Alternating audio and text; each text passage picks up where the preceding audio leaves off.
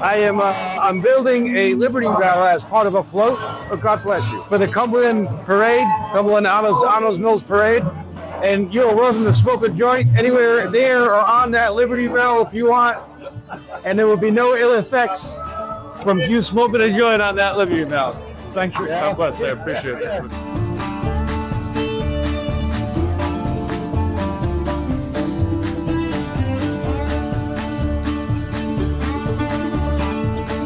All right, well, everybody, here we are today, the Second Amendment event in Mapleville, and this is called Mapleville, Rhode Island, which is part of what? What town is Mapleville part of?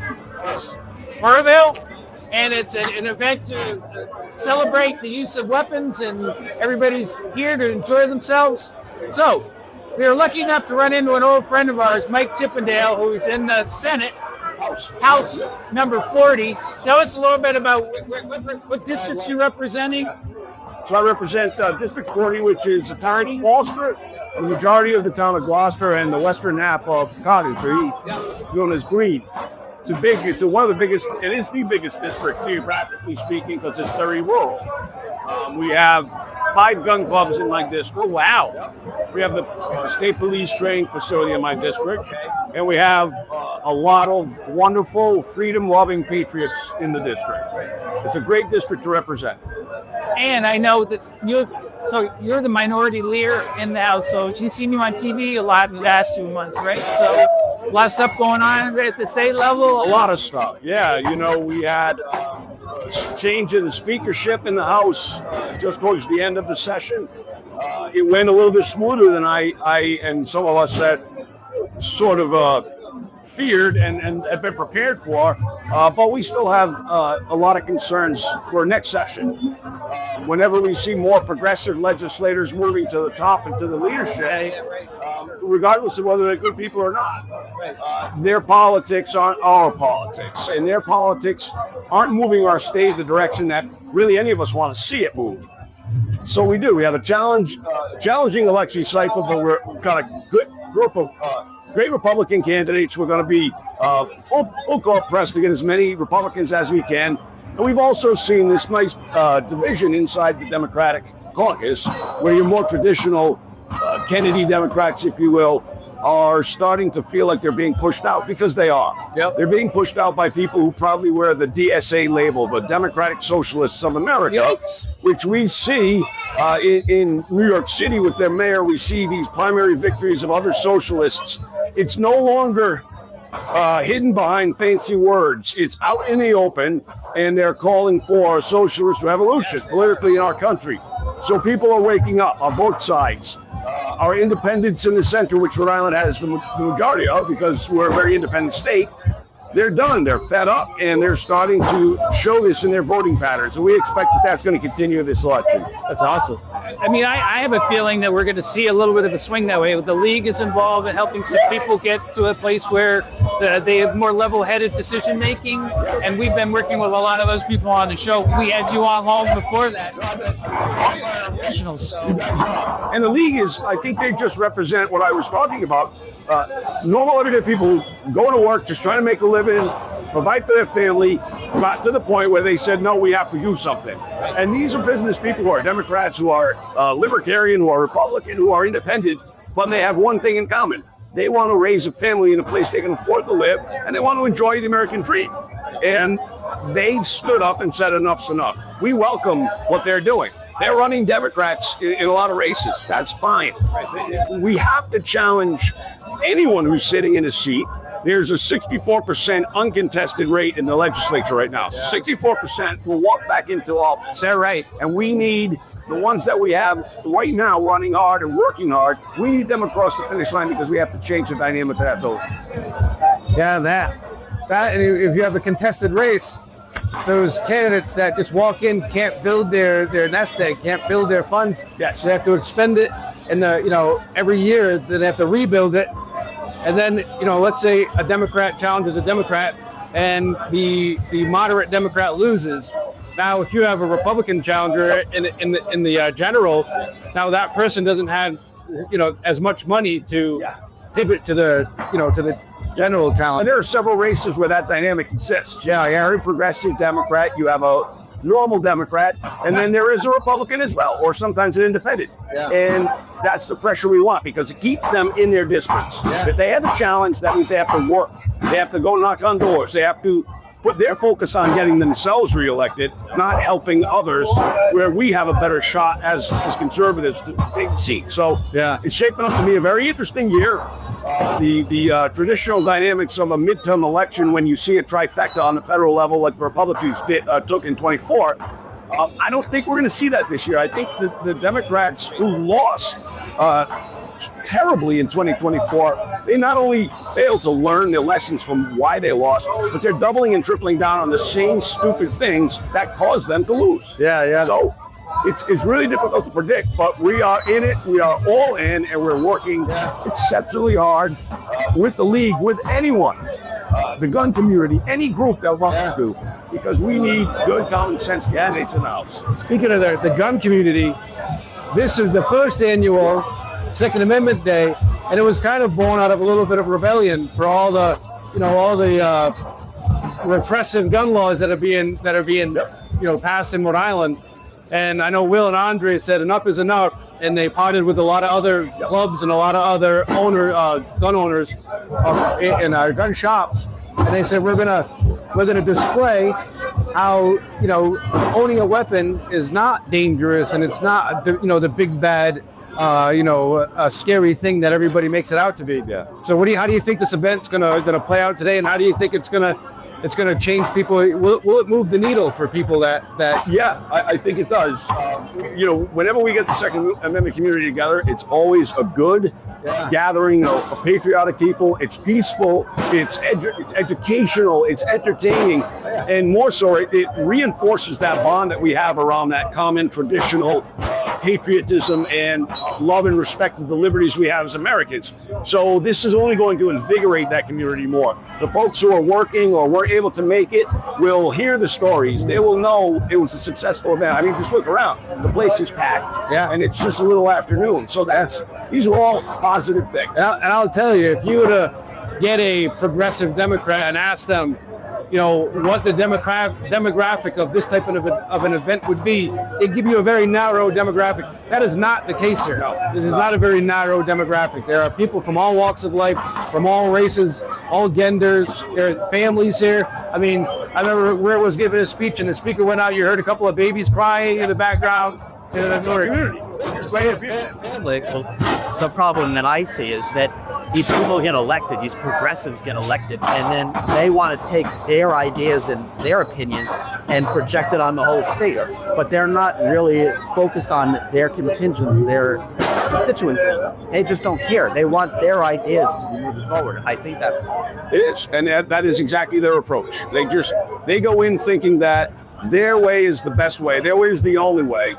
They do fail to recognize that the demographic here is extremely diverse. Always, whether it's a gun rally at the State House, whether it's a field day at one of our clubs, we see the American dream on these ranges. They're Democrats or Republicans. They're every flavor and stripe of American.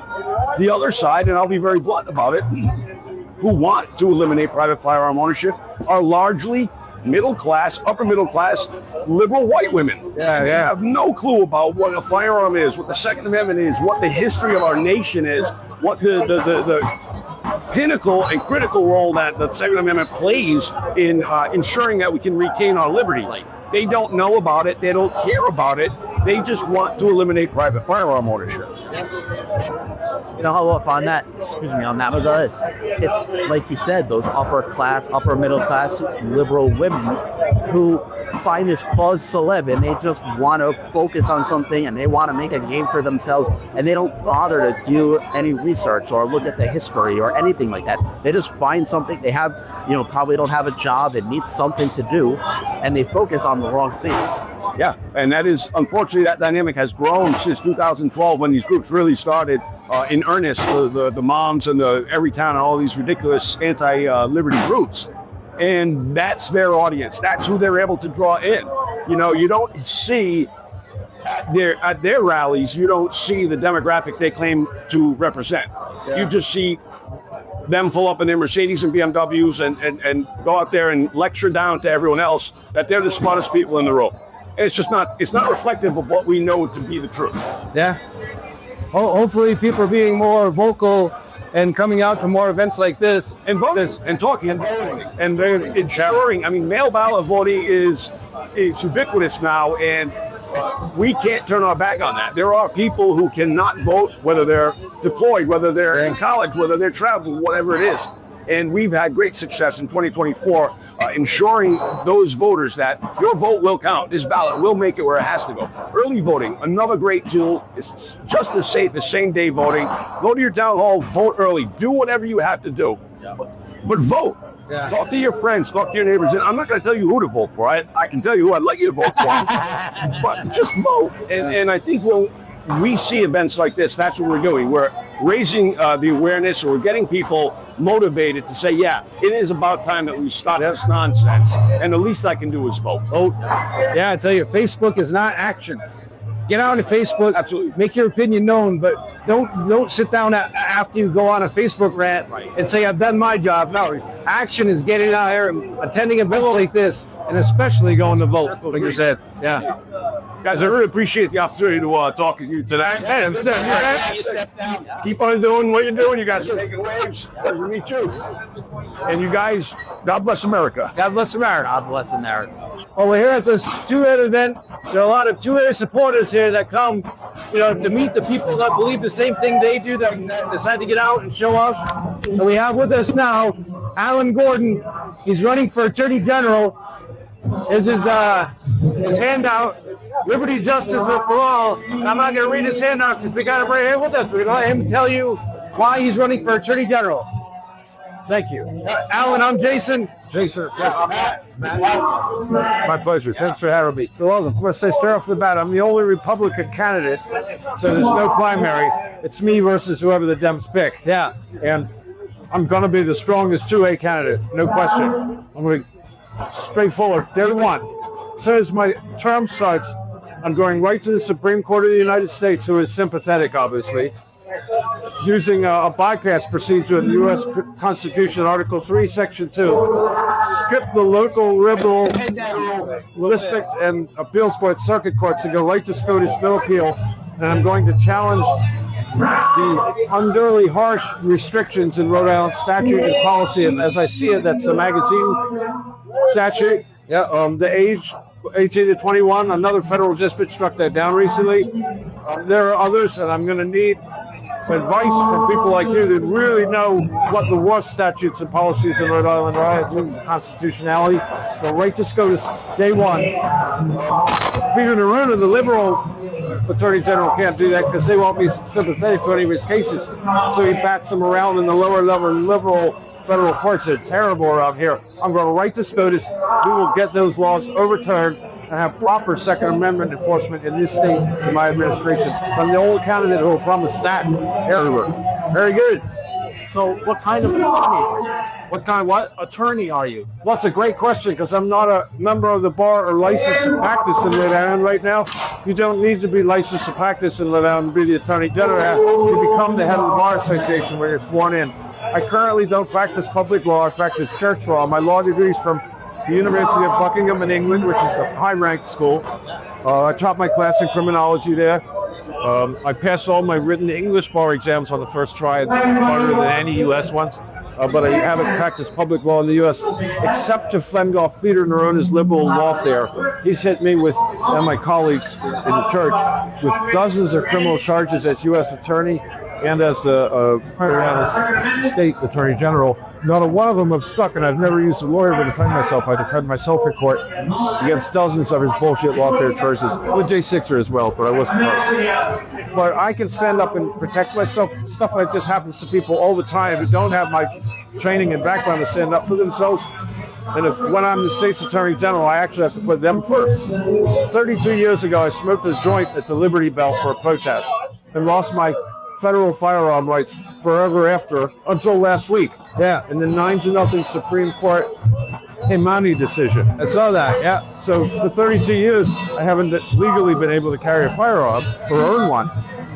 And yeah, I'm going to get my rights back, but before I do that, I'm going to make sure everybody else in my shoes in Rhode Island has theirs back first. The captain goes down with his ship, and everyone else goes on the lifeboats first. And that's my pledge as Attorney General for Rhode Island. So I do have to say, I'm building a Liberty Bell as part of a float. Oh, God bless you. For the Cumberland Parade, Cumberland Honors Mills Parade.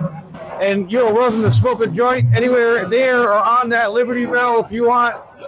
And there will be no ill effects from you smoking a joint on that Liberty Bell. Thank you. God bless. I appreciate the invitation. I'll take you up on that. So this is an event put on, the first annual 2A event put on by Big Bear and The Range and several other sponsors. I'm sure I don't have to list in front of me. But you're at this event. What do you think about this event? Why do you think it's important? Well, on the 250th anniversary of our country, to see an event like this start, and these people of diverse backgrounds, as just heard from Representative Chippendale, is awesome. Yeah. I want to see it continue and grow. I was surprised at myself at the diversity, just the beginnings of the crowd when I showed up. Yeah. The events and vendors and here, awesome. It's hard to concentrate, but I can, over the beautiful sound of these beautiful self-defense weapons going off in the background. I love it. Oh, yeah. Yeah, I was in the Army for 28 years. That's what God bless you for your show, Sir Custer. Thank you. But I deployed numerous times, and it's the first time, I think, since I retired that I can smell the smell of gunpowder as it comes by across, the smell of burnt gunpowder, and brings back memories. So, how else have you been getting your candidacy out there and promoting yourself? I just declared last week, and I have plans to run before that. Nobody else from the Republican Party announced. I said, we're not doing that. So I threw my hat in the ring. It's funny, I just got these cards printed up, and the printer says, well, all the politicians get them and put their face on them. They're called rat cards. Rack cards, he said. I heard rat cards because he said politicians put their face on them, they all get them. So I thought these were called rat cards. I've been calling them rat cards for good days, but I'm coming out to events. Yeah, I'm meeting people. I'm looking them in the eye face to face. I'm telling them what I'm going to do, not just saying, I'm going to defend your rights. I'm telling them how. Yeah. And getting out to events like this. Soon it's going to be signature petition collection time. 10 days, 500 signatures, no problem. I'll do it myself. I get to meet people doing that. I love it. I get to talk about the Second Amendment and how important it is. I get to listen to people about their concerns, which I need to do. I'm going to be their attorney. Well, yeah. Last time I ran one of those Facebook sit-at-home campaigns and click. Oh, look, someone liked it. That was not a serious campaign. I'm going to be out every day talking to trade shops, trade unions, talking to groups like all the groups that are out here today, talking to local Republican committees, talking to libertarians, great supporters of the Second Amendment, obviously. Just every day out there, another interview, another debate. Got a debate lined up against all 4 Democratic Attorney General candidates at once for the 16th of June. It's a domestic violence gun control debate being held by a liberal anti-domestic violence group as the host, and I'm going against 4 liberals. Yeah. I said, yeah, sign me up. They got to do a primary against each other, a circular firing squad. One of them's going to face me if I get my signatures, which will. How can people find you? Give us your social media and your websites and things like that. Sure, it's Alan Gordon, my name, A-L-A-N, Gordon, G-O-R-D-O-N, AlanGordonRI.com. That's my campaign site. We just put it up, so I don't even have my platform up there yet. Yeah, I'll be transferring that over there after this event. This is more important. Yeah. This is the biggest base that I could run on. And the most important one to me, if I could win without this base, I don't think I'd want to. Yeah. Where we go one, we go all for Second Amendment. I think it's great. Appreciate you stopping by. Thanks, Sam. God bless you guys. All right. Good to see you again. Yes, there you got Cumberland Unfiltered alumni. There you go. You on the phone. That was a great show. You weren't there. Slacker. And we'll come back and I'll just fit. Yeah. Nice. Great. Yeah. You'll be on that one. I won't be there. I'll be in Europe. Oh, fine. What was my invite? You get an invite? Well, it's campaign season. You can't leave. You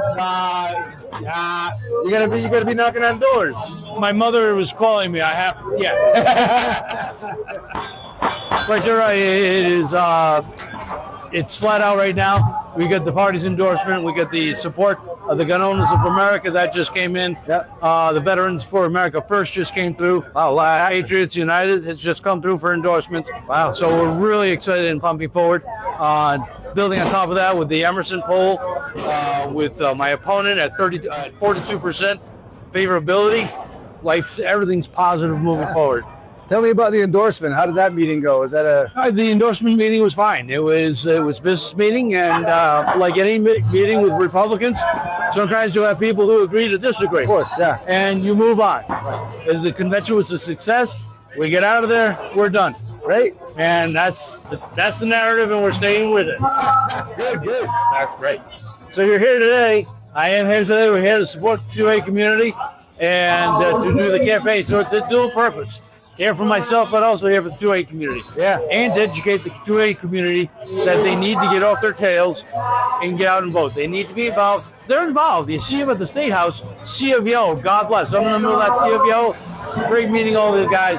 Then you come up and you find, I was out at Cumberland Unfiltered, and when about 6-8 weeks ago, gentleman comes in, 2 guys come in, they go shooting in the indoor range. They come out. One of them is in Massachusetts, can't talk to you about take your money. And the other gentleman, 23-year-old, having a good time, likes his guns, everything else. So they're a regular voter, not registered to vote. 23 years old, gun aficionado, not registered to vote. Horrible. You get all these people trampling on your rights, and what are you going to do? I'm sorry. Two of the big problems that I've seen is the apathy. And like you said earlier, the people on Facebook who are, they're screaming on Facebook for their rights, but then they don't get out to vote. People are not even being able to vote. That's right. You take a look at my opponent, who in Washington votes for the assault weapons ban. Dude, you're a West Point graduate. You know that we don't want any of those assault weapons because now he's claiming the weapons of war. We don't want those in war. I want something that's going to work. You take a couple of shots and you hope it. No, I want something fully automatic. I'm going to drop as much lead downrange as possible.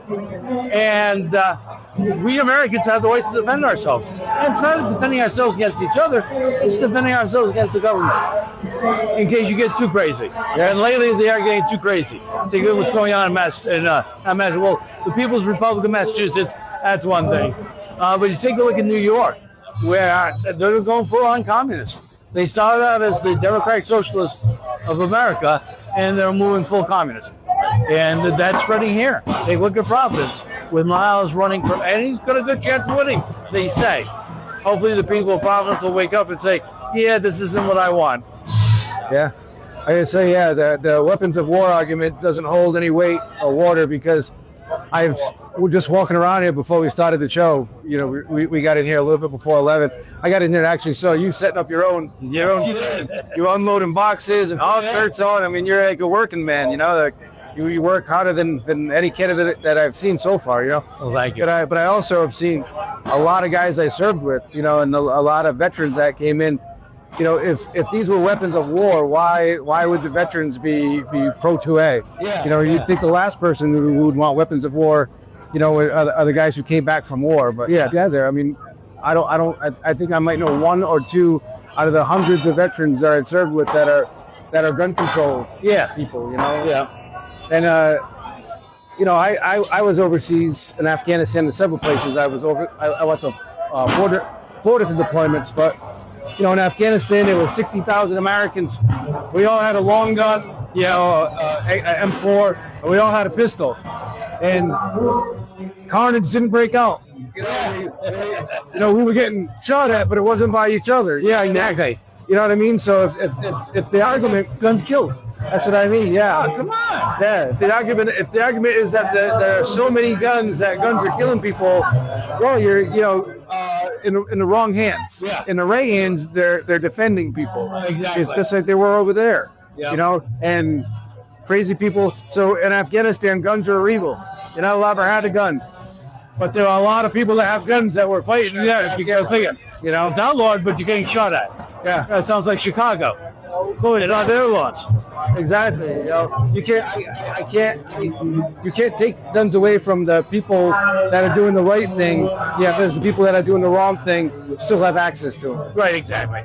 So, vilifying and criminalizing the law-abiding citizen is the wrong way. We need to take care of, number one, mental health. We've got a mental health problem in America. We need to take a look at that. Number two, we need to take a look at making our laws stronger and enforcing our laws. Okay? Just because you have a law, yeah, I did something, you put it on the books, and you don't enforce it. No, you got to enforce it, put teeth behind it, make them think twice, 3 times before they actually commit. Because if you get rid of the judges who let you walk out after you do something heinous, get rid of those people, and you put back in responsible individuals who will hold you accountable. That's what we need. That's what we need to take the government. Yeah, that's the big problem, is that there's always this knee-jerk reaction at least with the state government, and trying to pass these laws that they think are going to fix something, but end up creating problems down the line. Yeah. They just don't think about how these laws can affect other things. Right, the ramifications, what they do, yeah. And everybody keeps saying, and I agree that it's a mental health problem. It's not the guns that kill. But no. So why wasn't there a mental health problem 30, 40, 50 years ago? Schools weren't getting shot up then, and The kids were bringing guns to school in the back of their pickup. but all of a sudden, the mental health problem is such a big deal, and that's the reason schools are getting shot up. There's got to, and I agree it's a health problem, but there's got to be something that you got on that level, and not just taking away the rights for regular people. No, a lot of it would happen was the dumbing down of America and the way we changed our value system through the schools. We started diminishing the parents. We started diminishing the family. So everything that was a building block for a good structured society, we started attacking. And that was done on purpose, not accident. People want to take America down. You can't take us down militarily because we're going to kick the snot out of you. So if you can't take us down militarily, I'm going to take it down. We're going to take it down from the inside. And that's where the Constitution comes up. I will protect foreign and domestic. And unfortunately, we're at the domestic point right now. And we need to get away from there. We need to get better politicians into office to take care of that. Need me to get down to Washington so we can start getting laws passed and fix what's broken. We need to get back to taking care of yourself, being responsible for yourself, and letting families take care of families. Yeah, I agree. And that's why, I ran the Scoop Committee. I said it 100 times on the podcast. Yep. Because, they're not following their own rules, and they're taking away parental rights. Yes. And they're putting young women in danger. Women, who spent centuries trying to get women's rights, only to have it ripped from them in the last couple of years. You think we get Title IX, Title IX comes up, and that was supposed to be the level playing field, make sure women can compete and everything else, and then in 2025, my opponent says it's okay for dudes to be in women's locker room and to compete against women. Are you kidding me? No. Then that's another reason to change.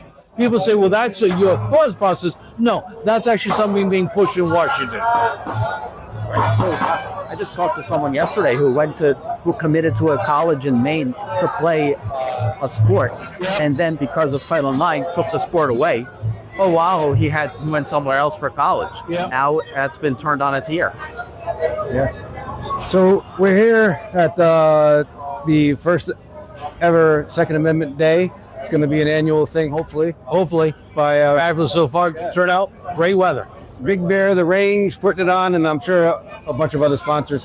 What do you think about the event? What do you think it's going to do for Rhode Island? And what have you talked about with people that are here so far? So far, it's been about the 2A community, so I'm very happy to see that. What do I expect this to do for Rhode Islanders? It'll at least raise the bar of awareness. It is a big family day. It's a big 2A day. Bring your kids out, bring your husbands out, bring your wives out. Come out and enjoy, find like-minded individuals. And that's what this is all about. The community is a lot bigger than anybody will let you believe. There are 240,000 gun owners in Rhode Island. 340,000 gun owners in Rhode Island. Large community. Come out and meet each other. Get active. What I hope this brings on for years 2, 3, and 4 is that we grow the event, more people get involved, more people pay attention to their rights based on something like this. You come out here because there's going to be education at 2 o'clock this afternoon, I heard. You come out here and see what it's all about. and it's not scary. And that's the biggest thing. Take away the scary. Oh, guns are bad. They're evil. They're dark. They're black guns. They're brown guns. They're horrible. They're scary. Well, paint them pink, and then it's not so scary. But stop and come out and realize who we are. Yeah. We're regular people. We're walking down the streets. We're not losing our minds shooting everybody. Hey, good people. Hopefully, I'm not sure if we're going to be able to get out there and look at the ranges, but when we walk around, maybe later, you'll be able to see that the demographic is such that no matter who you are watching or who you are interested in firearms, if you come down here, you're going to see people that come from the same neighborhoods you do, come from the same cultural background you do. Yeah. This is a family event. Yeah. It's a very diverse, demographically family event. Exactly. And if you listen carefully, you'll hear children laughing and playing in the background. And it's very well put on and very well maintained. The first thing I light up the mood a little bit. Father and son come walking by the tent. He stops and walks to me real quick. Son turns to Dad. Dad, I thought this was a family event. Found a politician walking. I'm sorry. He was like 10 years old. He's like, Dad, this is a family event. And off they went. But it is a family event. And while we're always careful about not using diversity too much, it is a diverse community. Gun owners are a diverse community. They're responsible individuals. We don't care black, white, brown, yellow. I don't. Wherever walk of life. You're a legal citizen. You're a legal gun owner. You do things right. You take care of your family. You take care of yourself. You take care of your weapons. And that's what it's all about. I think, live and let live is a great motto. And there's so many things in this state that people do and parades and events. Everybody just leaves them alone and lets them do their thing. And don't make laws or worse bills to stop those people. Yeah. And maybe if people, for an event like this, most people that it's safe and it's fun and it's for something community, maybe they'll decide to live and let live. And that's very interesting. Do as I say, not as I do. So everybody else can have their parades, but when it comes to us, we have a problem. No, actually, we don't have a problem. We're all Americans. We all have the same rights. Stop stepping on ours. I agree. We good? We're good, but you got to give us the websites and all the medias again. So I'm active on every social media, whether it's my own website, Facebook, X, Instagram, Rumble. We're all there. My website's www.mckayforsenate.com. We're past the initial phase of getting the endorsement, so that's good. Now we're into fundraising and we're into volunteers. Starting June 30th, I need 1,500 signatures statewide. So come on out, go to my website, you can sign up for it. Great seeing everybody. So Jason Dean, everyone always asks me if I know you. I was a guard guy as well. I was in the SF community, then I was in facilities. So you were aviation? I was aviation, but you got to keep in mind, I left the Rhode Island Guard in 1990. Oh, yeah. I got hired by NASA. And so I was stationed at first NASA Goddard, Maryland, with NASA headquarters. Yeah. So I joined the Maryland Guard. Oh, nice. And I spent 11 years in the Maryland Guard and then finished everything out for USAR. So awesome. And I flying for them, Air Cav. I didn't want to hijack that with personal stuff, but I just, everyone's always like, hey, John Lopper? I'm like, no, I never met him. When did you come into the Guard? The Guard, I joined the Army in 92, came back with the college and came into the Guard after college. So I would say when I graduated OCS, like 98, then I went. I was long gone. I graduated OCS in 82. Oh, yeah. Nice. Yeah, so then I finally retired in 2022. Excellent. 21. Thank you, sir. Thank you for your service. Excellent. 19th group guy? Yeah, 19th, the Milltown, yeah. 19th group, and then I went to facilities. It's kind of Flowery, wasn't it? Who Flaherty? Flowery is ending top. Lafferty. Yep. Well, he works at the VA now. He does. Yeah, he's a great guy. Yep. I see him once in a while. I go to the VA. Yep. So anyway, well, we're not here to talk about the Guard or the Army. So I'm Jason. I'm usually one of the hosts of the podcast. Matt is here filling in for Brad. He's going to be one of our fill-in guys. Excellent. The podcast started out as local politics. My cousin Brad ran for mayor of Cumberland. Didn't like what was happening in Cumberland. Right. He lost. As part of it, Matt ran for school committee. I ran for school committee. Matt lost. Worst job in America. Matt ran and I won, and I know it's worked out. Because here's the thing with school committee. You got half of the town that wants you to spend absolutely nothing in schools. Yeah. Then you get the other half of the town that wants you to spend absolutely everything. Yeah. But no matter where you go to a grocery store, half the town hates you. Yeah. You can't win in the school. No, it's not. I admire people who serve on school committee because it's a tough balance. Well, man knows the first couple of meetings I was in, I had like 70 protests, 70 teachers come to protest me because of something I said on the podcast about school rankings in town, public information. But because I said it on a podcast, I was the devil, and they came and protested me. I said that's a brutal. So, you know, it is. Yeah. Since then, things are going a little bit more smoothly. But at least in public. Behind closed doors, stuff is still a little bit, tumultuous. Yeah. So you're for lieutenant governor. I am. And one of the terms you keep using is Inspector General, the IG, and obviously a military guy. I know what that is. Yeah. Not a lot of people in the civilian world probably know what that is. So give us your picture on why. There's an old saying that there's no such thing as coincidence. Yeah. So for like 20 plus years, the General Assembly has been talking about putting in an Inspector General. Yep. 4 days after I announced that I said, you guys aren't going to do it, I'll do it, they come out with a bill for an Inspector General. Yeah. Coincidence. Right, yeah. Now, a lot of people say, well, John, that kind of puts to end your quest. Completely contrary. That actually is Spranky. Yeah. Because what I'm going to be using is public information. Our ARPA requests, I'm going to be using open meetings laws, publicly available contracts, and I'm going to hire, instead of hiring political cronies to take me from ribbon cutting to groundbreaking to ribbon cutting, I'm hiring auditors and investigators who know how to use that public information to get to the bottom of where a tax dollars are going. Yeah. Now that we have an Inspector General, it'll be very easy for me to refer any evidence I have to the Inspector General. Yeah. The other thing is, and I've had a public official sitting public official who will remain nameless, say, if he does that, we'll tie him up in court for years. First of all, I dare you. Yeah. I dare you to tie up a constitutional officer in court for years. Secondly, if you do, you just gave me the basis for an IG complaint. Yeah. Now we have an IG. Yeah. And you know how to do it.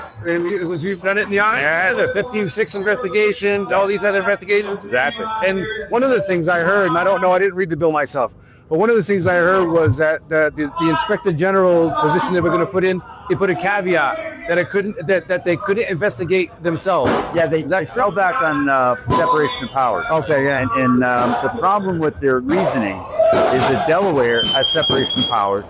They have an Inspector General bill, and the Inspector General is not allowed to interfere or investigate the General Assembly in their official duties. Debate on the floor, bills, all that. They can't touch that. But personnel, contracts, expenses, they have full purview of that. And our General Assembly ducked that. They've spent $63 million. When I served in the General Assembly, it was $37 million. Yeah. It's now $63 million. And the IG in Rhode Island that's walled up. He can't look at it. I can. Yeah. And that's like the biggest problem with when they came out and said, we're going to have the Inspector General, but they can't look at us. And Not, like you said, the bills, it's not what they're doing for. It's all that's behind the scenes. And who is getting contracts as who is benefiting from all this. And how does it go from $37 million to $63 million? And we used to joke when I was in the General Assembly that there were like 300 lawyers on payroll, and if you pull the fire alarm in the State House, which I recommend you never do, you could count 80 noses on the sideboard. But where are the other 220? Yeah. And they don't want you to look out. We had a gentleman on our show. He was the engineer that did all the investigation into the bridges. I forget his name. Gary would remember his name. I'm horrible at names. He had 4 years worth of inspection reports that were identical, just a different signature and different dates. And their companies got paid, but nobody was held accountable. Right. That would be something that you would think would be the easiest thing. When Gino Raimondo was governor, he instituted this thing called RoadWorks. And what they did with RoadWorks is they transformed DOT from an organization that actually had engineering expertise into a contractor. Yeah, so now when they get a bridge inspection report, they don't know how to read it. Yeah. They literally have to contact out somebody else to read it and tell them what it says. Yeah. There's no way to run a railroad. Well, and and the problem is that there's nobody checking up on them. Yep. You know, PCCs, PCIs, pre-combat checks, pre-combat inspections. You check 10%. What do they teach us in OCS? Inspect what you expect. Yeah, exactly. You go through, you inspect, you spot check. If every spot check comes back good, then you can make an assumption that the squad leaders are doing their job. If you do the inspection, a couple of them are wrong, dirty weapon, unfilled canteen, then you do 100%. You write up and down and you fix it, right? Nobody's doing that. Nobody's doing that in Rhode Island. And you know, and when it does happen, when a reporter does it, and a reporter calls somebody out, and you know, you look all over the news. This guy did that. This guy did that. You know, And there's no accountability. no accountability. They wait until the heat turns down, and then they give the person another job. Yeah. You know, and then they do the other job. And then it would almost be a good idea if you had a lieutenant governor who would keep track of that stuff. Yeah. And then make it public. It would be nice to have a governor who actually did something. Yes. So how is the campaign going? It's going great. Yeah. If it's going any better, it'd be illegal. I'm having an absolute ball out there. Yeah. And I always tell candidates, if you're running for office and you're not having fun, you're not doing it right. Yeah. You're really not doing it. Well, I did not do it right then. Oh, yeah, he said it's a great job. I didn't run my own. I ran a campaign. I didn't run my own. But yeah, so we've been asking everybody here. We're at the first annual, you know, and this is live, so people might be coming in and out. So I mentioned it a bunch. Come on down. We'll be hanging around for a while. Come see it. Our first annual two-air event, not ours, but Big Bear and the Range and other sponsors, I'm sure. Lots of vendors here, lots of politicians. You know, the gunfire in the back is not being fired at the politician. I was telling my campaign manager, Chris, by the way, shout out to Chris Bueller. The guy's awesome. We were walking up. I said, you know, there was a time when that song used to make you get a bit jittery. Yes. Well, that's what Gary asked me. That's Gary says, you were in Afghanistan. Doesn't there's gunshots make you nervous? I said, no, that's outgoing. You can tell the difference between outgoing and incoming. Yeah. Incoming makes a crack. Outgoing makes an echo. You know, so I was like, no, I'm fine. But yeah, so what do you think this is going to do for the state as far as, you know, immunization? This is kind of like a protest event. Right. Kind of like, hey, you know, you don't realize how strong our community is. We're going to show you. Yep. So they do Most that. important thing, and the 2A community is notorious for this. Get involved and vote. Yeah. I'm going to tell you a story. My first fundraiser was at a gun range, and I won't tell you which one. And I went to the president, of which I was a member, and I said, look, I'd like to do a fundraiser. He said, we don't want to get political. And I said, just so you know, you're either at the table or you're on the menu. Yeah. Right now, you're on the menu. Oh, yeah, they're on the menu. So he basically said, yeah, you know what, you make a good point. What kind of events do you have planned? That are debates coming up or anything? This will happen probably after the primary because I have an uncontested primary, so I like my chances. But after the primary, I'm sure there'll be debates coming up. We're planning some summer events in summer. It just so happens my wife's cousin's husband is a world-class pit boss. And so we're going to do a thing in Smithfield over at Blackbird Farm, and we're going to set up over there. You guys probably know Bobby. They're good friends of mine. Yeah, Bobby and Cindy. Cindy's my wife's cousin. Small world. I'm friends with Brendan. Okay, yeah. Excellent. Thanks for letting you Justin.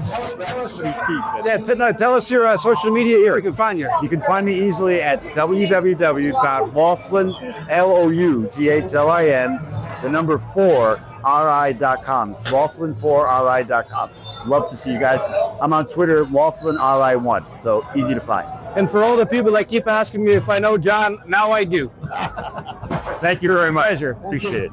Thank you. Thanks. So it was amazing. I walk around all these booths and the amount of people that are so excited about the fact that finally the community is getting together and finally there's a place to really go and talk to the people that have the like-mindedness, that like for sports, that want to defend their rights, you know. And we talked to a lot of the vendors about supporting the candidates. Even in the public, we had Mike Chippendale on there. We talked about the league. And if a lot of people don't know, Dave is one of the guys in charge of the League of Rhode Island Businesses, who is pushing people over party to vote for the people that are going to defend the rights that you have, that your current state government is trying to take away. And it doesn't matter whether they're Democrat, Independent, or Republican. If they believe the same thing, they will back them and they will support them. And it was, pretty amazing to me that the state minority leader for the House of Representatives came here and just is enthralled with what you guys are doing. When, we just need to move the needle further to our side. It doesn't matter how we do it, because eventually that's going to help everybody. The rising tide lifts all boats, So we followed up with a lot of candidates. We followed up with McKay, asked him about his, Lieutenant Governor. We saw he just stopped by. He's telling us about how his campaign was going. We're coming down to the wire. Yeah, we're coming down to the wire now. We got another month and a half before you got to get to the polls and vote. So how are things going with the league? The league is going well. We're down to 74 days before people go out and vote in the primary, and that's a major thing. Everybody's going to get out and vote in the primary. Yeah. Like you said, it's people over party. And what's strong about the league is that we looked at district by district, city by city, and where can we win? And if we have to run somebody as a pro-business Democrat, then we're going to find somebody in that community that's a pro-business Democrat.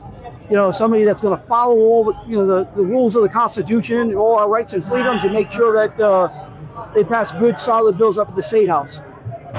If you don't do what we're doing and look at it district by district, and you just try to go with Republican or just try to go with Independent, you're not going to win. You're not going to win in the state of Rhode Island. It's the way they set up the game, the parties that you're going to choose, and the way the different districts are, is what you have to follow in order to get people elected. But if you go on our site and you look at the individuals that are running under the League of Rhode Island Business logo, they're all solid individuals. They're going to follow the Constitution. They're going to protect your rights. Yeah. And let's be crystal clear. The far left progressive, you're going to take all of your guns away. It's not just stopping out that you get to keep the ones you have now. Their goal is to take them all away. So if we don't get people elected and we don't stop this now and start pushing back, there's just a matter of time where they're going to come back and take more. You saw it. They tried to do it this year, and they backlogged number one, election, and number two, because of the League of Rhode Island Business put a lot of pressure on. We're primarying, I think, 16 different races right now, or running 16 different races. I think we're primarying about 9 of them. When you find out that someone's about to lose their seat, they change who they are, and now they're going to start to vote differently. Yeah. And that's what it's all about. So if we get 2, 3, 4, 5, 6, or 9, or 10 wins this election, which I think we can do, you're going to see a lot of people up that state are starting to rethink about how they vote and what bills they start to put across. Now, we can't stop there. We'll even further when the next election comes. But right now, people need to get involved. And we're people over party. We don't care about Republican, Democrat, Independent. It's people over party. Yeah. I think that's the biggest misconception from what I've heard, is that the majority of people think that this is a Republican push. And it's not. It's for anybody who has some common sense and who wants to abide by the Constitution. Yeah, you're 100% right. Let's back up a second. The Democrat Party, which in Rhode Island, if we go back to when we were young, it's a great party. It's been hijacked from far left progressives. Joe Palino, City of Providence, who just bought the Providence Space Mall, said himself on Gene Valicenti's show, the party's been hijacked. The crazies have taken over. He doesn't want to be like Massachusetts or Connecticut. He wants to be more like Florida or Texas. And the only way to do that is to not continue to vote the same people in office, and anybody that's producing far left progressive bills, they have to leave. And it's not about Republican, Independent, or Democrat. It's about the right person in the district. Who can win? Who's a solid business guy? Who understands it? Unfortunately, up at the State House, and I know because I spend a lot of time there now, a lot of those people are not smart. They do not belong up there. You wouldn't have them run your company. You wouldn't have them run your personal household finances.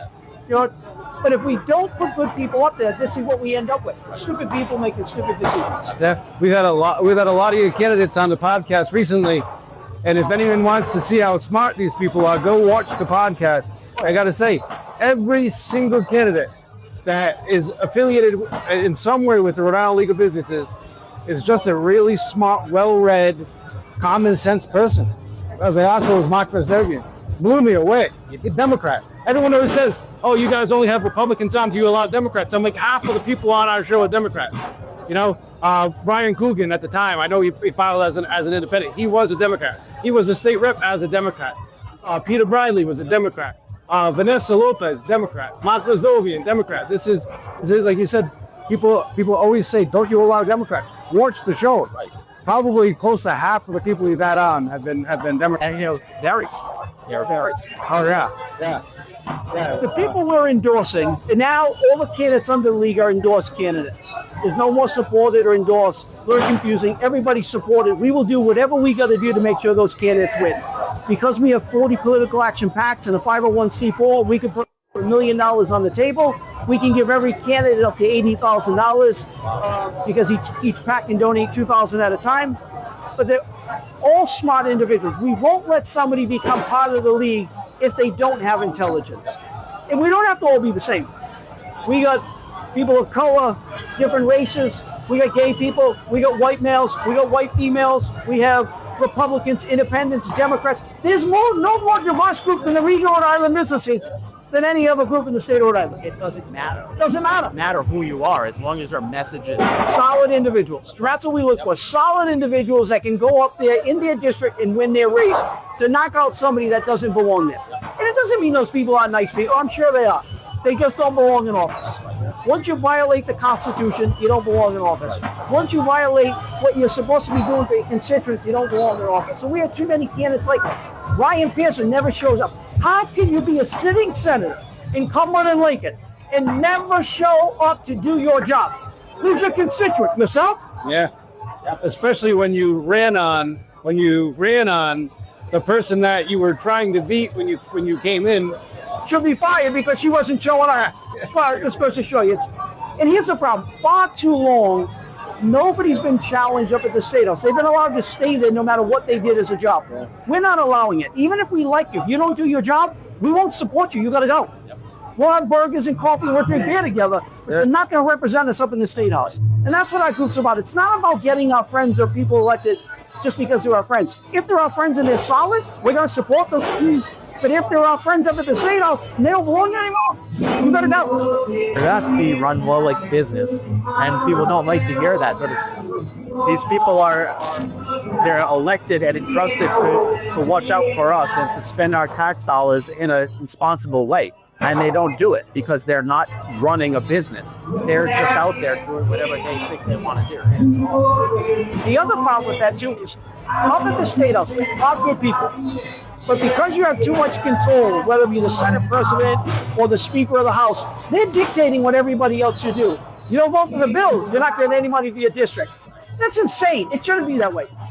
They don't have enough people behind them to stand up, so they kind of can't defend themselves. They have no excuse this election. We're going to give them more people to defend them. Now they're going to start stepping up. And those that have bent in the past should not be bending any further. You do what's right, what's based on the precedent of the state of Rhode Island and your constituents. Not just for your constituents, but yet the worst thing in the state. You look at the budget. Every single House rep that we work with, there are 8 House reps that we work with that want to see the league successful. All 8 of them defected and voted for the budget because they were all threatened they'd lose something. That's right. It shouldn't happen. They should have stood their ground and said, we still would have lost the budget in the House. So it would have passed. And it would have been 8 people stepping up to the community of Rhode Island and saying, enough's enough, they push it back. Right. And the league's here with us and we're gonna do what's right. The same thing happened in the Senate. There were 7 senators that we were working with that want to see the league successful. They want new people up there, but yet they all bent and voted for the budget. That can't happen anymore. The more people that stand up for the state, stand up for themselves, the more people will follow and stand up for what's right too. Well, that and success, right? Like if you get some successes on the elections, people are going to be like, "Holy shit, this is a real thing. This is a real movement." Well, they could have done it. The Senate could have done, both the House and the Senate could have done that this year because the league has made success. Even though no one's elected yet, an election hasn't taken place. We raised over $220,000. It might be close to $230,000 now. We got 16 candidates that now have filed running for office. That's more than the Democrats and Republicans have done. We put up 40 different PACs, a 501c4, an organization that's structured around the state. We put Republicans, Democrats, Independents in. What more do you need? Yeah. The engine's there. Yeah. Are you saying, well, we haven't had any wins yet? Well, get behind us and the wins will be guaranteed even more. Yeah. They're still using the excuse, well, you don't have any wins yet. Well, if they don't stop paying attention, we'll be going after their seats too. Yeah. And I'll tell you, we Brad and I met with you at the early stages. Yep. And you were talking about the PACs and the 40 PACs. And then when you did it, I was like, holy, this is a guy who puts his money where his mouth is. You know, I was like, you know, people say these grandiose things and you like just nod and you're like, okay, yeah, all right. 90% of them don't follow through. They followed through, like in a big way. And when he was like, you know, he's like, yeah, if I wanted to, I could put $100,000 check on a candidate's desk, you know, tomorrow. You know what I mean? I'm like, and I was like, yeah, that's, you know, in theory, that's a great concept. No, it happened. He did it, you know? Yeah, it's right. I think this is what the state needs, you know, and not if anything trying to hijack the state, but you're trying to do what's right for the state, and what should have been done a long time ago. And finally, I think now is the time that people are starting to catch on and understand that the state's headed in the wrong direction, and they've been hijacked, taken over by these progressives that they don't care about the state. They care about themselves. Another good thing about our group, hey, Rich, it doesn't matter how much money we raise for you or how much time we put in to help you get elected. We don't want anything from you. Now, that doesn't happen up at the State House. The Senate President wants something, the Speaker of the House wants something, if someone has to get elected, you owe them. You owe the league nothing. You just owe it to your constituents and the people of Rhode Island. Just go do the right thing. We're not saying you go up there and you do what Dave and Shane and Bob and Steve and Rich and Brad and Dan and everybody. No, it's do what's right. Just go do what's right. We'll have you get elected. And if you're doing a good job, stay up there for a long time. Explain how the PACs work. You have 39 and then the one overall. Yeah, the way it started is we had one original PAC, the League of Rhode Island Businesses PAC, and then we created 39 more, one named after every city in town. League of Rhode Island Business Warwick, League of Rhode Island Business Providence, LORIB Cranston. So now we made it personal, so every city in town has their own PAC. So you can donate to those individual PACs if you choose to. And those individual PACs can give up to a candidate like Jasmine Rory running for House Rep. Each PAC can give her $2,000. So if she needed the funds and her race was winnable, then we would continue to fund her money all the way up to $80,000 this year.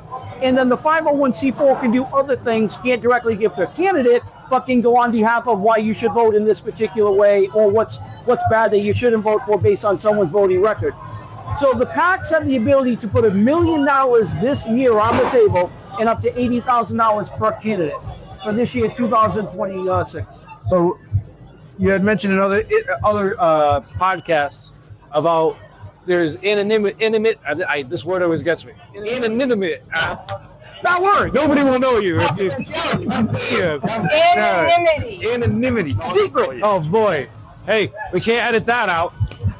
Hey, so tell us what that's about, because a lot of people are worried about having their name on their donation. Yeah, so here's the problem. We all know this. If in Rhode Island, people say, well, if you're a business, don't get involved in politics.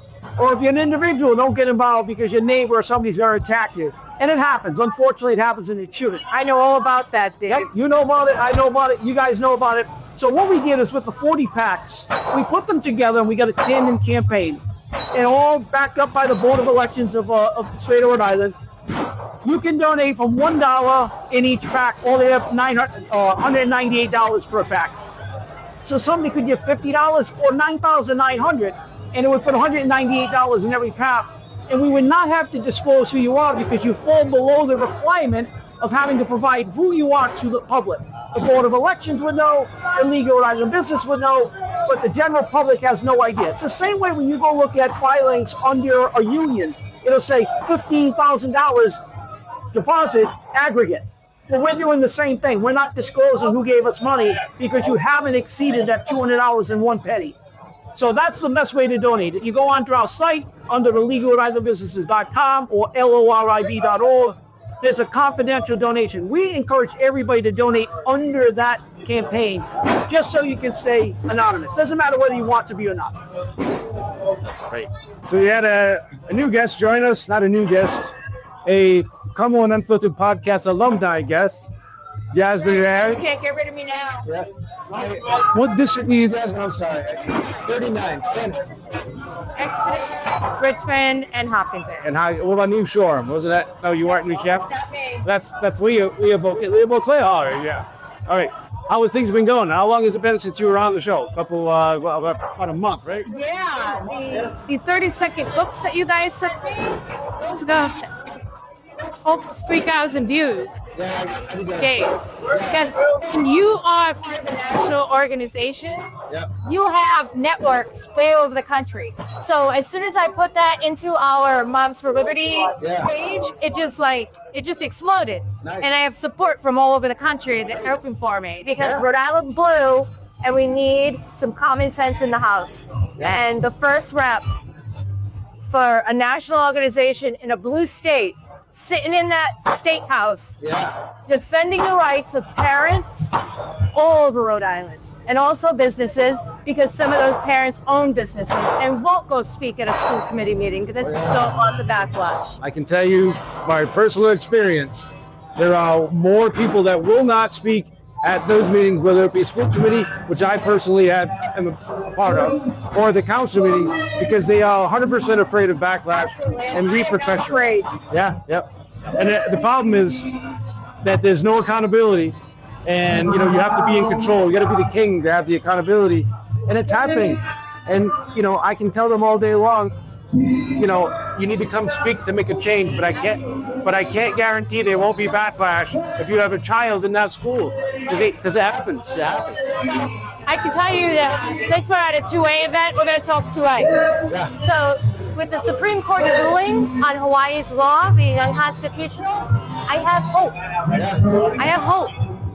So they're seeing sense and they're ruling constitutionally. So state by state, the administration is going to start cracking down on these blue states. And there is a no more. You cannot do this to the people of this country. So great. I get it. Speaking of that, what do you think about the event, the first annual 2A event? Yeah, I got here a little bit ago, and I was smelling the food, and I was like, I want to walk around first. But I guess it's from 1 to 2, and then I'm on my own. But I'll make my way over there before 2 o'clock and just get like the last in line. I'm always the 11th hour person when it comes to that stuff because I'm such a butterfly. I just want to talk to people and just get to know people, especially in this community because it's very important. That's how Matt describes himself, a butterfly. He's got the colors and everything, the butterfly colors. So I see your hat that says "Be the Parents." Can you talk about that a little bit? What do you do? Lead the Parents. Moms for Liberty is dedicated to the survival of America by unifying, educating, and empowering parents of their parental rights and how to defend them at all levels of government. So we say, "We the Parents." That's one of our slogans. So we have merch, we have all kinds of stuff. I was gonna wear like all my, my constitutional Moms for Liberty stuff, and I was like, I'll just wear the hat. Because people think like a gentleman was talking to me and he's like, oh, I like your hat. I go, did you read it closely? It doesn't say we the people, it says we the parents. Because as parents, we have the fundamental right to raise our children however we like. And no government can tell us, because we do not, like I've said, co-parent with the government. And I gotta tell you, I've said it 100 times in all the different guests we've had so far. There are a lot of children here, a lot of parents. This is what a lot of parents want to teach their children, and the school diametrically opposes anything to do with guns. Absolutely. But these parents have made the decision to bring their children here and get them into this community and expose them to this. And there is a petting zoo here. Yeah. So if you're afraid to bring your kids down here because you're afraid that we're the only kids, they will not be. There's a bounce house. There's a petting zoo. This is open till 7. Come on down. It's not far from where most people walk to us. We're 20 minutes away from Cumberland, 20 minutes away from the Connecticut line, probably. I'm not sure, but 30 minutes or more. 30 minutes or more. It's open till 7. It was a while for me to get here from all the way down the mountain. I put on some music and I was cruising with my, business glasses, So I was just, it was fun. And it's worth it. Yeah. So I mean, come meet the kids, and come talk to the league about what their philosophy is. And I know you're going to say something. I didn't mean to interrupt you. Go ahead. Yeah, I was just going to say, you talk about the 2A stuff. It's only going to work if we get good people like this elected that can go up at the State House and help push good common sense laws and fight back all the stuff that we don't need up there. So it's important that people come out, they step up, they donate, they got to vote, they got to support candidates like Jasper Roy here, so that we can take the state back. So it's up to you guys. You can make change. We'll have some intestinal fortitude. That's right. I've used that word all the time. There's not much I'm afraid of or intimidated by, and I cannot be bought. I cannot be changed, and I cannot be, my integrity is all I have. So that's all I'll say about that. So declarations are over. Yep. What's your race look like now? Oh, well, I don't have a primary. However, there's a gentleman that was trying to submit papers for a committee and in District 39, like the district committee, and I believe that Richmond put it in as a candidate. So it looks like I have a primary, but I don't, because I spoke to the gentleman on the phone. He called me. He was so nervous. He says, "I'm not running again." I'm like, So he won't get his signature, so he won't find the ballot anyway. It's just, there's a few other people that have submitted papers, but they're not going to get the signatures throughout Rhode Island. So I'll probably get the signatures in like 5 minutes. Yeah. How's the momentum going? It's awesome. Yeah, no, I have a lot of people reaching out to me every day, telling me they love me, they can't wait, they're praying for me, all this thoughts and good vibes stuff. And I even had this young, well, not this young, but this older lady. She messaged me through my website and said, "Where do I send a donation check?" So I gave her the address, and I got a card in the mail, and it wasn't much. It was $25. Yeah. But that woman took the time to read my page, write a little letter and a card, write a check out, and then and mail it. So that meant so much to me. And that was one of the most important things when we had veteran candidates helping us when my cousin ran for mayor. And Matt and I were on the committee, his political committee. That's unfortunate. So what they always said was, you want to get, even if you can get $1, get the $1, because if somebody gives you $1, they're going to go vote for you. Right. Yes. You know what I mean? Somebody that tells you they're going to go vote for you and tell somebody that blows smoke, and if they give you money, they are going to go vote for you, Vern. So that $25, enough hope. it doesn't take a lot of money either. I mean, you look at the gun community, there's some, 150,000 plus gun owners in Rhode Island. If they all donated $1 to get $150,000 to fight with, that's huge. Gave $10, we got $1.5 million to fight. And that's what you need. Nobody has to donate big dollars, but everybody has to contribute something. And if they did, they have to vote, change Rhode Island. They got to vote too. Yeah, very ready to vote. Just do many things. And it's important not only to vote in her case in the general, but we got some great people running in primaries under the Democratic label. You got to go vote for them too, so we drive out the far left progressives. I'm looking forward to it. I can't wait. It's gonna be a lot of fun. I'm going to be walking and knocking doors. Not that I haven't, but She doesn't play the talk either. No, I know. I'll talk to anyone. Like I told you guys when I was on the podcast, we went to Texas and learned how to do legislation. I stood up in front of 100 other peers of mine in the organization and talked about a parental rights bill that was out of Tennessee. And I presented it and everything and spoke on it. And I said 0 times. But if you know how to speak in front of the crowd and you have charisma and you're authentic, that wins with people. I wonder how many of the current legislators have gone to something like that and actually know how to legislate. Or are they just there to blow smoke and to hear themselves talk? So I've had the proper training. And I know how to make amendments. I know how to strike things out. I know how to do all of that. So I'm looking forward to it. I can't wait to get in there and just... It's gonna shake the house up, I'll tell you. Yeah. I can't wait, because too often people win and they go in there and they're bumps on the log. Yeah, no, that's not me. No, it's not. I already have 2 things that I'm already gonna push. I already have them in my head. I'm not gonna give them away yet, though, because people. Secret weapons.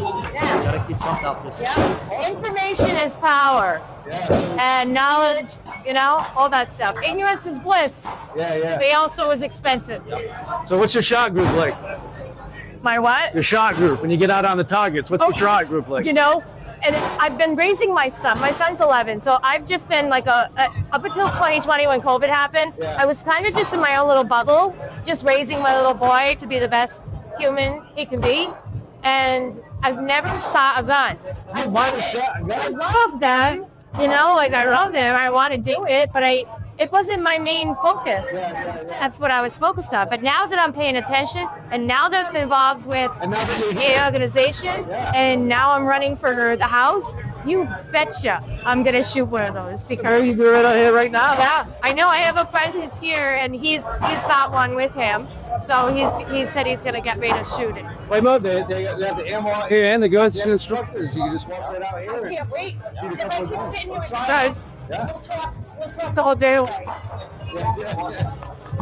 So I will say, have a great time. I'm gonna go get some food, and you can find me at Jasmine Roy, the number 4ri.org. oh, we can find her here today if you get here soon enough. Oh yeah, absolutely. I'll be here. Bye, everybody. Thank you, Jasmine. Oh yeah, this is great, and it's crazy because it's not crazy, but Jasmine Roy was just there. She's great, and I asked her. I said, so the big question is, what's your shot group? How big is your shot group? And she's like, I love the two-way community. I love my right to bear arms. I've never shot again in my life. I'm like, beautiful. What? Yes. I said, well, go out there. She goes, oh, my friend said he's gonna bring his gun. I'm like, no, go out there now. Yeah. We can go out there right now. She says, shoot a gun. Go So she's running in my town for the business. So Exeter is where the range is. So that's a fail on your part. Maybe I was planning this. I don't know. No, I'm Yeah, I think this is great. I think it just gets much so for awareness to guns and to the safety of them and the whole education part. I think it's amazing. This community breaks a lot of barriers. Oh my God. We've mentioned that 10 times since we're down here. We have people that believe in the idea of self-preservation, right? That crosses all stereotypes, right? So no matter what color you are, who you pray to, what your sexual preference is, Right. everybody wants to feel safe. Yep. We want to empower those people, because what happens with, like, when you segregate people, right? That's like, we're trying to do the opposite, right? Trying to bring everybody together, right? Yeah. But technically there are groups. And when those groups get attacked and they don't feel safe anymore, now they start, oh wait, my gun rights? Yeah. And come to this side. Yeah. Because this side, you're gonna realize how controlled you were until you get to this side. And that's what I think most people don't realize is that they look at it as a black and white, Right. But when they start to see who this community is and what they stand for, that they're next door neighbors. Yeah. They're just regular people who want to protect themselves and raise a family peacefully. They start to see that it's not this big bad wolf. Yeah. Unfortunately, it's like lightning strikes, right? The odds of the lightning strike is very minuscule, and we tend to govern over minuscule things, right? And I'm not saying that these tragedies that happen, but in the grand scheme of how many people are on this planet, the risk is very low, right? But that risk only keeps increasing as like all of this separation. They want to push us in these separate, they don't want us to get along. Right. That's exactly right. And when you start breaking that barrier and they can't control us anymore, so we want to empower people with safe firearms handling, understanding, and showing that this is a great time and great people. I think it's great. Thank you. Yeah, awesome. So if you want to shoot Big Bear in the range, that's where to go in Exeter. Great people, great instructors. They just know their stuff. I walked around a little bit. I was in that military for a long time, and we stress gun safety, and we stress it paramount. It's the biggest thing anytime we go to the range. It's debilitating sometimes almost, but they do it right here. I'm telling you right now, this is if you want to come shoot, this is a safe place. You don't have to worry about anything, and just to illustrate that there are families here, there are children here. Everyone's getting along. Everyone's having a great time. We're the bounce house. Yeah, the bounce house. Southwick Zoo is here. Yeah, the petting zoo. With actually, Some guys doing fly fishing, all outdoor stuff. yeah. So it's a family event, and that's the way it should be. That's the way it always has been up until recently. It's our God-given right. Yeah, they used to have shooting clubs in high schools, and all that's gone now because people don't feel comfortable, and people don't feel comfortable because they're not around it. They don't see that people that train and sell and buy and make their living in firearms are professionals, and they're just as safe as a hammer is, if they're used the right way, like tools are supposed to be used. Yep. You know, and they could be the difference between protecting your family and being a victim. And nobody wants to be a victim. No. So, all right. I think Always a pleasure. yeah. Good to see you, man. Yeah, absolutely.